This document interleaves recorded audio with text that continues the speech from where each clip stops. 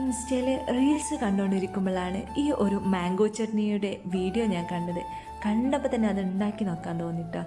അപ്പോൾ അതിൻ്റെ റെസിപ്പി നിങ്ങളോടും കൂടി ഷെയർ ചെയ്യാമെന്ന് കരുതി. ഈ മഴക്കാലത്ത് നല്ല ചൂട് ചോറിലേക്ക് അടിപൊളിയായിരിക്കും കേട്ടോ ഈ മാംഗോ ചട്നി. അപ്പോൾ ഇതുണ്ടാക്കാനായിട്ട് ചൂടായ പാനിലേക്ക് ആവശ്യത്തിനുള്ള എണ്ണ ഒഴിച്ച് കൊടുക്കുക.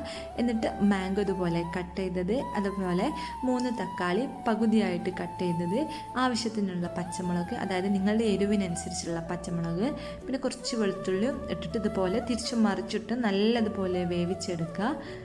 ഇനി ഒരു മിക്സിയുടെ ജാറിലേക്ക് തക്കാളിയുടെ തൊലി കളഞ്ഞ് ഇട്ട് കൊടുക്കുക. പിന്നെ മാങ്ങയുടെ കാമ്പുണ്ടല്ലോ അത് മാത്രം അതിലേക്ക് ഇട്ട് കൊടുക്കുക. ഇനി 1 കപ്പ് വലിയ ഉള്ളി, കുറച്ച് മല്ലിയില, ആവശ്യത്തിനുള്ള ഉപ്പ്, കുറച്ച് കാശ്മീരി മുളക് പൊടി ഇട്ടോ, 1 ടേബിൾ സ്പൂണോളം ഇട്ടോ. എന്നിട്ട് നല്ലതുപോലെ അരച്ചെടുക്കുക. അപ്പോൾ നമ്മുടെ മാംഗോ ചട്നി ഇവിടെ റെഡി ആയിട്ടോ.